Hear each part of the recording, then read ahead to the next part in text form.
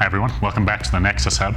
Today, as you'll have seen, we finally got our hands on the PS5 hardware and we're going to do a customary unboxing.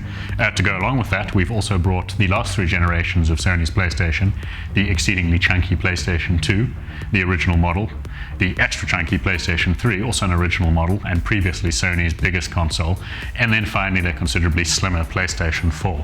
So let's go ahead with the unboxing.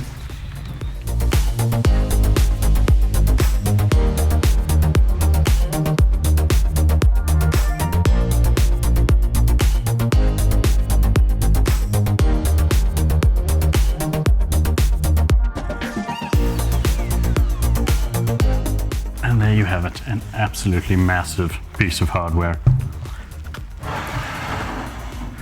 We do not have the base plate attached at the moment.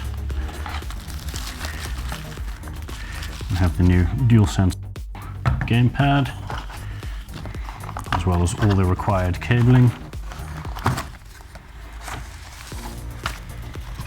And regardless of whether you're going to be mounting this vertical or horizontal, the base plates. All right, if we take a look at the front of the console here, you can see the Blu-ray disc drive. This obviously won't be present if you've got the all-digital version, but otherwise the internals are exactly the same. You've got your power button, your eject button, you've got a USB 3 Type A port, you've got a much faster USB 3 Type C port, and that'll probably be used potentially for some accessories like a new version of the PSVR.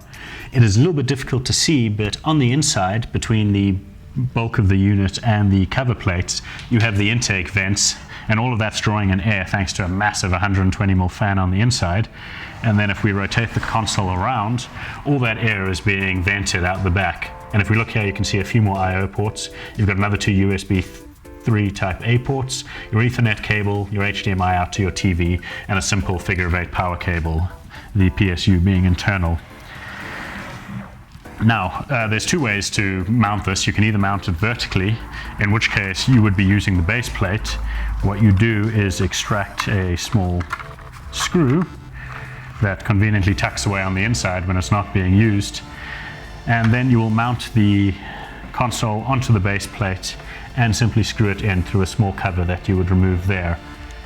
On the other hand, if you wanted your console horizontal, you simply use the clips on the side here, and if you take a look on the inside of the ridge, you'll see a little textured area that you can simply place the grips over and turn it into the horizontal position.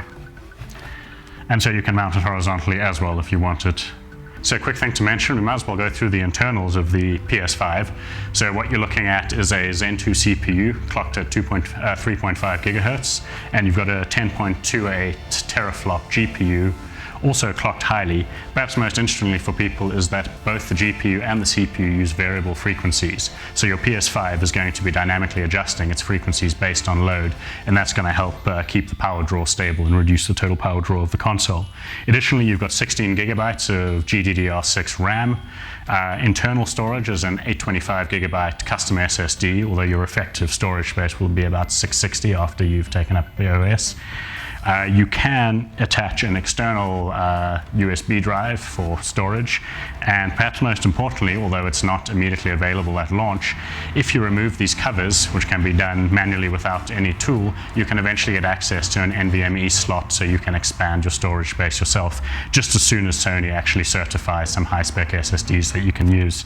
Moving on to the gamepad, this is perhaps the most interesting part of the PS5 setup, and here they've actually made some real innovations. This is their new DualSense, and aside from having a broadly similar shape to the initial DualShock 4, which was itself a big improvement on the prior generations, there are three features of note, in addition to some nice textured grips where if you look closely you'll see some small circles, crosses, squares, and triangles. The first one is haptic feedback throughout the entire remote, so you'll get a real sensation of whatever you're manipulating on screen will be felt through the gamepad.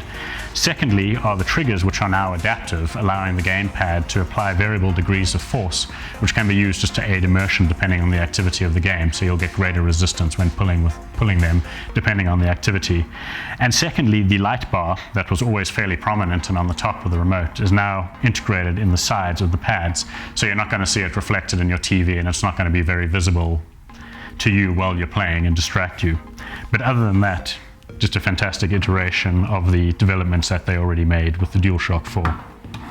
All right, next up, looking at the design of the PlayStation 5. This is probably one part where Sony is well ahead of its competitors, and that is its super futuristic and just console-like design. It's really, really interesting.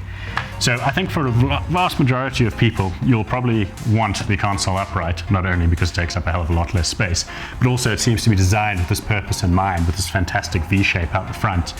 But it's not just purely aesthetic. Like, these side plates have been demonstrated to come off, so you can remove them, and there's a good chance we'll see some custom plates in time.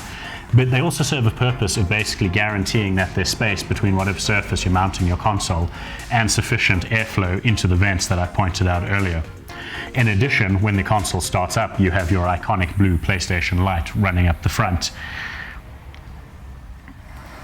Side-on, still an attractive console with its variable surfacing and the PS5 symbol cut through the out cover plate. And the other thing that might be difficult to see is that the actual inside of these plates are all textured and embossed in several places with small triangles, crosses, squares, and circles.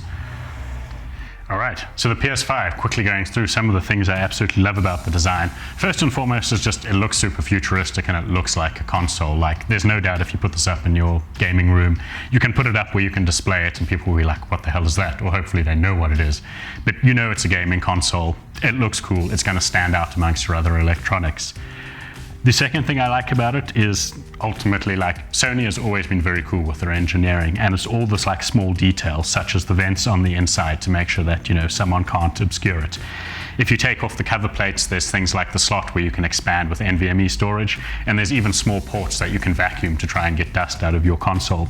There's the way the screw that you would normally put through the base plate can then get tucked into the base plate when you turn it sideways, so that's fantastic. In terms of games coming to the PS5, like, the other benefit is Sony has a massive amount of well-established first-party studios that are working on games at launch and undoubtedly going to produce several within the first year on the market. So you're going to have a lot to play on this within the first year. In terms of downsides to this console, I think most people are going to notice it's absolutely huge. So this might be an issue depending on your setup. If you don't have a lot of space around your electronics, the PS5 is going to demand like a good chunk of that surface area. Other than that, I guess, like, it's going to be a problem with all consoles this generation is going to be the effective hard drive size of 660 gigs. There are some games that are already pushing over 100 gigs, which means I really hope they're very quick at getting support out for NVMe storage, and hopefully the price of that comes down soon.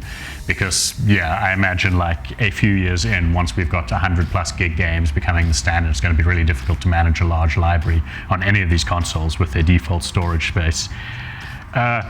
I guess the other downside, although it'll look fantastic once lit up, is shiny black plastic is going to be an absolute fingerprint magnet, so you're going to have to put some effort into keeping this clean. Right, and then one other thing that's going to interest people is this generation, Sony's put quite a bit of effort into their backwards compatibility feature, and we've seen, aside from games that are actually getting a PS5 upgrade, we've also seen that PS4 games are running really well and loading really fast. So in theory, with a few exceptions, your entire PS4 library, digital, or if you've got the disc version, will be able to run on this console, and they'll probably run great. In terms of any negatives regarding to backwards compatibility, it's the fact that it's only the PS4 era. Like, we saw emulators for PS1, PS2 games on the prior machines. So what I really hope in the future is Sony puts a little bit of effort in getting those emulators running, so at the very least we can get access to digital versions of games from even earlier generations in the PlayStation 4.